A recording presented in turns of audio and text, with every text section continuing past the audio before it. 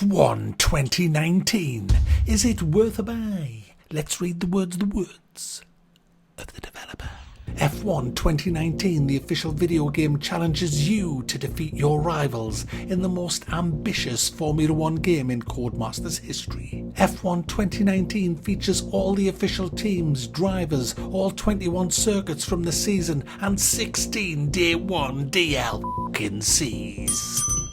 It also sees the inclusion of Formula 2, with players able to compete in the 2018 season. Well, 3 races.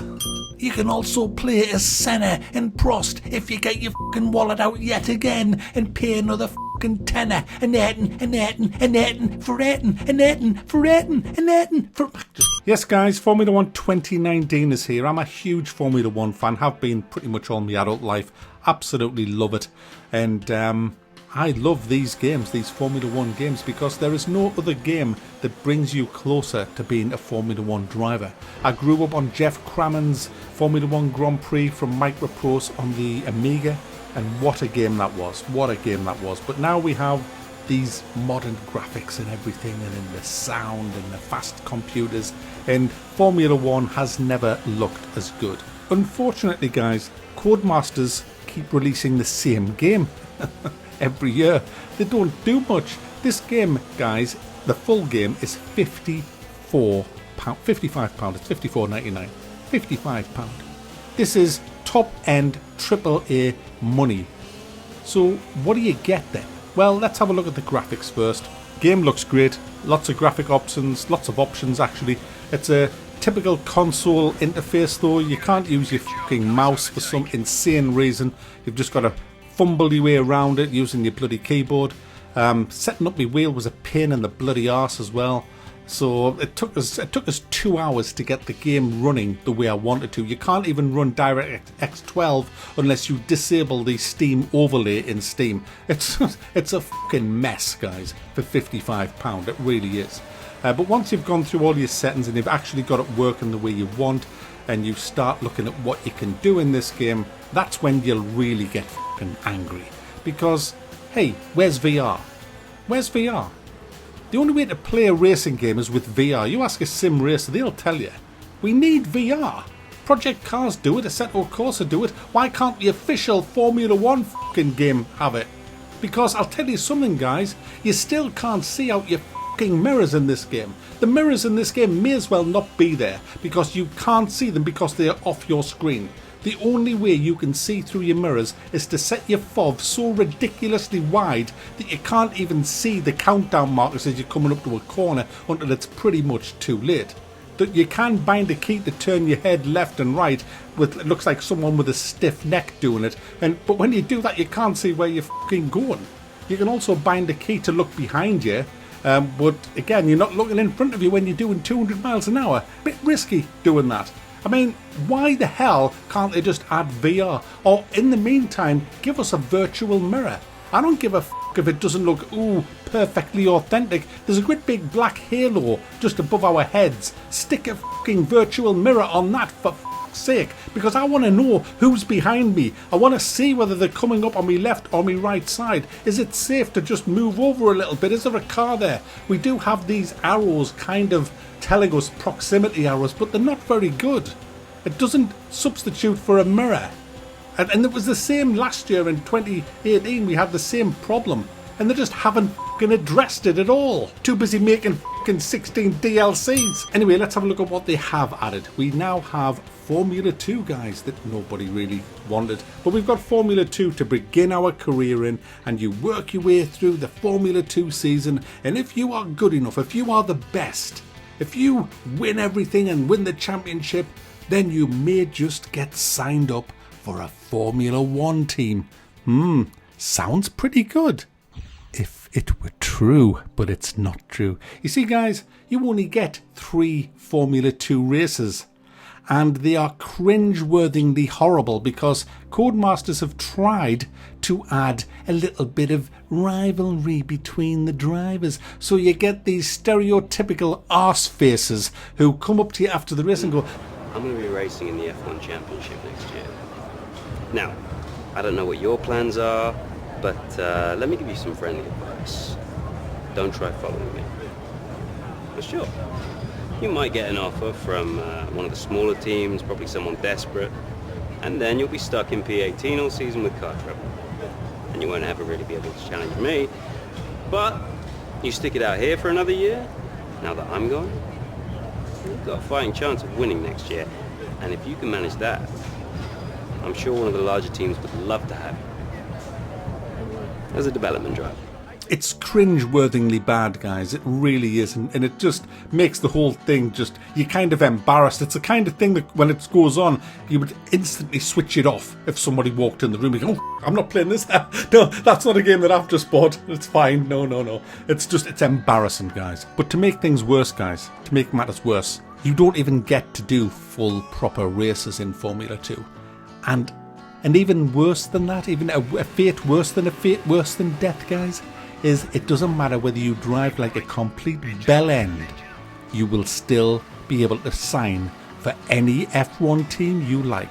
Because first race, I decided to do donuts on the first lap. Just donuts round and round and round, and then I crashed. I then found that I had a rival who was being nasty to me, so in the second race I just T-boned him straight away. I then drove round the last circuit the wrong fucking way and crashed. I didn't complete a single lap. I was told that I was the hot property that everybody was talking about. I was interviewed by reporters. I'd have been locked up in fucking jail in reality. But oh no, I'd lost every single race, crashed every single car, killed at least 3 other racers, including myself, and I still got the choice of any Formula 1 team I wanted. In other words, it's a complete fucking waste of time.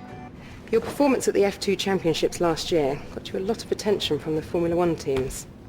I need you to review these. You've earned every single one of these proposals. So take your time, have a read through, and don't get too hung up on specifics. Let's get you a Formula 1 seat.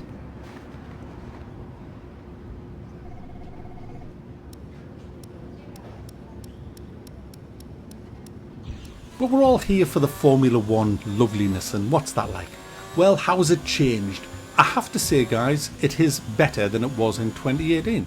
The AI is slightly better. It isn't as reckless when it comes up on you on bends. It doesn't just kind of ram you. I mean, it wasn't that bad in 2018. 2018 was an improvement, a big improvement on 2017 on the AI. 2019 is a slight improvement on 2018. Hardly noticeable. You will notice it in longer races, but they're just not quite as aggressive as they used to be. Handling wise, the cars handle really well. The setups again work nicely. I'm still kind of playing with my setups. It's understeering a little bit too. I'm still not happy with it. I've spent about an hour twiddling with it on my favourite circuit, Monza, which is the fastest Formula 1 circuit, which is why I love it.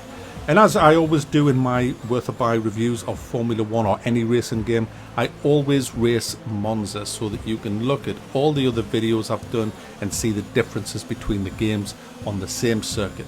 And as you can see in this, it looks pretty much exactly the same as my Formula 1 2018 review, which is on Monza as well. Graphically, guys, it doesn't look... It is better. It does look better. There's flashes in the crowd and stuff like that. But it's not massively different. Career mode is better than it was the last time. You can now have driver transfers, which basically means that drivers can be poached by other teams and you can have other drivers driving in other teams. I don't give a toss about any of that, to be honest with you. All I want is VR, great races, great circuits. That's it.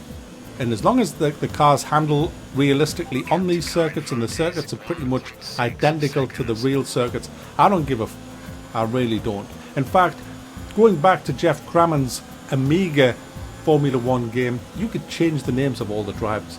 I would much prefer that than I can put whoever I want in whatever car I want just by typing in the name. That would have been great. That's how it used to be, but not now. And guys, that is about it. So for £55, you're getting slightly better AI, slightly better graphics. You're getting Prost and Senna to drive, which didn't really interest me that much. You get 3 hilariously bad Formula 2 races with some cringe-worthingly bad acting in the backgrounds. And that's pretty much your lot for £55. I'm sorry, but that is not good enough. That is not good enough. And the fact that there's 16 day one DLCs, they're all cosmetics, which is fair enough, but at the end of the day, they should have all been in the game. Because what they are, it's all the graphics for the sides of your car to make your car look nice. And why can't we just have that in the base game? What is so criminal, Mr. Codemasters, for giving us them in the base game? I mean, you've already hardly touched the game as it is. We haven't got VR. We've got slightly updated bits and bobs here in a shitty Formula 2 piece. Are you so fucking greedy that you couldn't just give us all the liveries for the car, just so we can make them look nice? You had to charge us for that. 75 pence there, 99 pence there, 1.99 here. Senna and Prost, why couldn't you just put them in the base game? Why couldn't you? Oh no, give us another fucking £10 for that, thank you.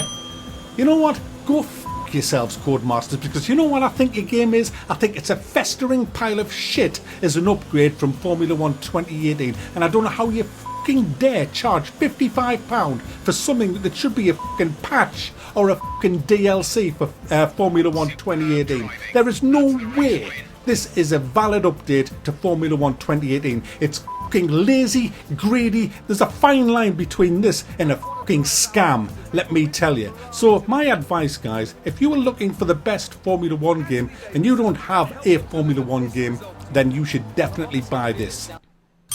It is the best Formula 1 game on the market. There is no doubt about it. But if you already own Formula 1 2018, just keep it and enjoy it, because I can tell you something, there is no way this is worth £55 as an upgrade to Formula 1 2018. It's not even worth a fucking tenner.